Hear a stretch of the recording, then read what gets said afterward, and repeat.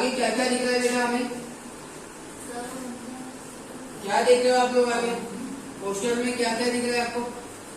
Grasshopper, snake, frog, eagle, decomposer.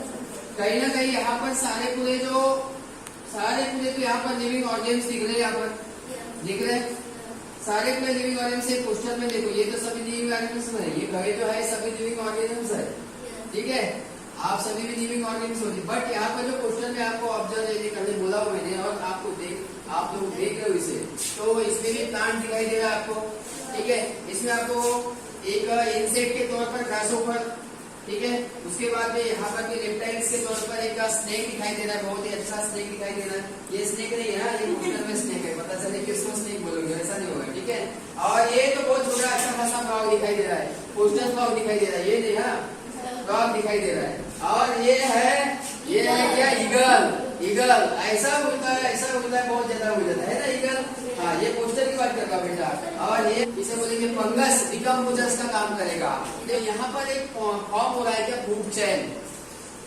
Food chain का formation होता है। फूड चेन कैसे क्या? तो सपोज सबसे पहले मैं बताना चाहता हूँ कि जो नेचर में हमें ऑर्गेनिज्म के तौर पर प्लांट्स एक अच्छा खासा ऑर्गेनिज्म है और उस प्लांट से हमें सारी चीजें मिल रही है। तो प्लांट्स हमारे लिए क्या एक प्रोड्यूसर का काम करेगा। हम सभी लिविंग ऑर्गेनिजम्स के लिए प्रोड्यूसर का काम करेगा प्लांट। हर एक तरह आप नहीं करोगे, लेकिन प्लांट करोगे। आपने प्लांट का पोस्टर पकड़ के रखे हो आपने। ठीक है, तो सबसे पहले रिलेशंस क्या हो? हाँ यस, तो स्टार्टिंग वाला तो ये है प्लांट्स। ठीक है, इसको आगे ले लेंगे थोड़ा सा। ये प्लांट से आगे दिखाओ बेटा आप लोग। और ये प्लांट से तो प्लांट्स एक खुद का मटेरियल खुद फॉर्म कर सकता है। किस तरह? क्योंकि प्लांट्स की जो रूट्स होते हैं, रूट्स कहाँ होते हैं? सॉइल के अंदर होते हैं। प्लांट्स के रूट कहाँ होंगे? सॉइल के अंदर होंगे। तो वो रूट्स क्या करेंगे? वाटर को एब्जॉर्ब करेंगे। ठीक है, उसके बाद में प्लांट्स का अपर पार्ट जो होता है, स्टेम पार्ट जो होता है प्लांट का, क्या होता है? स्टेम पार्ट, अपर पार्ट होता है। Ascending part of the plant axis are known as the stem. और उसी स्टेम में सारे पूरे ब्रांचेस और सारे पूरे लीव्स और फ्लावर्स प्रेजेंट होते हैं। और वो क्या करेगा? जो सनलाइट होता है, सनलाइट जो होता है, सनलाइट है ना, सनलाइट से क्या एनर्जी आएगा? एनर्जी को क्या करेगा? एब्जॉर्ब करेगा। ठीक है, सनलाइट एनर्जी को एब्जॉर्ब करेगा। और एटमॉस्फेयर में क्या होता है? Carbon dioxide.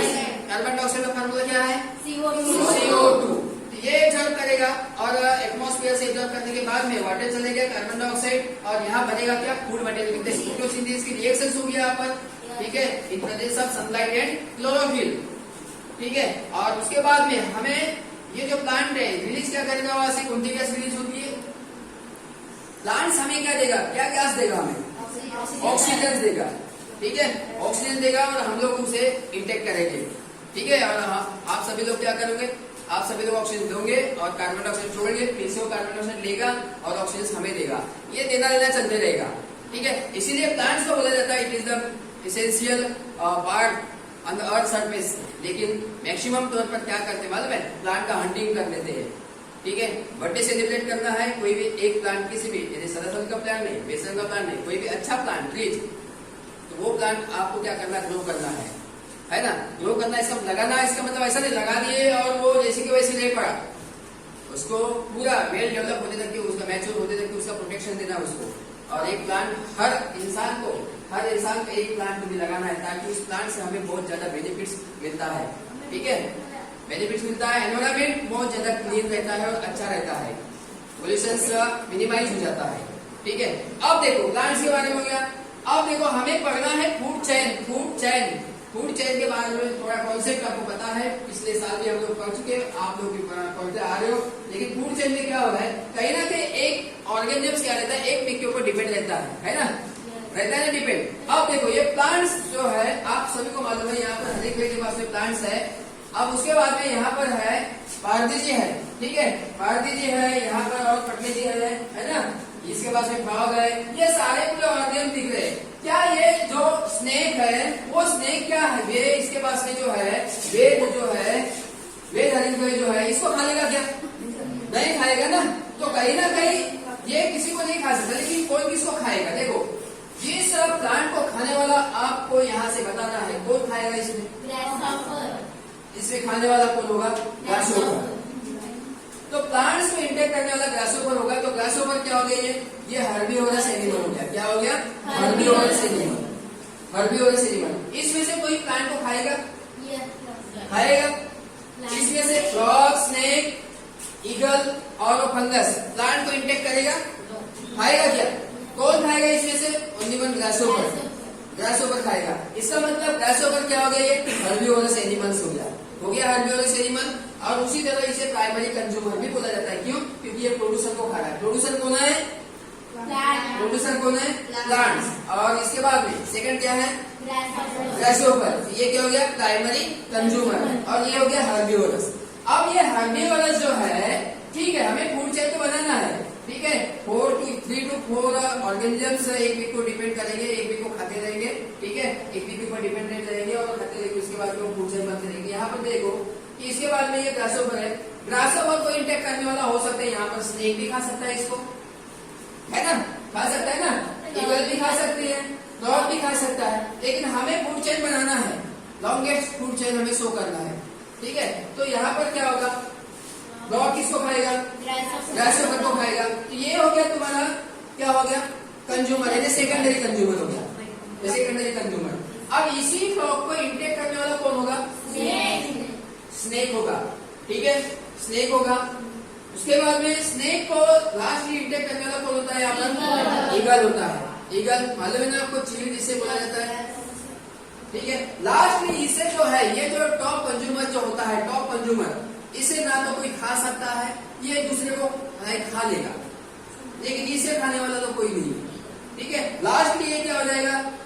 इसका एज हो जाएगा ना, एज हो जाएगा इसका। एज होने के बाद में जवान होगा क्या? जैसे जैसे एज होता है वैसे वैसे बुढ़ापन आएगा उसमें, और लास्ट में क्या हो जाएगा? ये डेड हो जाएगा। अब डेथ होने के बाद में ये कहाँ जाके गिरेगा? नीचे जमीन के ऊपर जाके गिरेगा। और जमीन पे जाके गिरने के बाद में वहां पर ग्रो क्या होगी? फंगस। फंगस हो जाएगी ग्रो। और उसी फंगस के बाद में लास्टली फिर से क्या होगा? ये उस जगह सॉइल के ऊपर प्लांट क्या होगा? ग्रो होगा।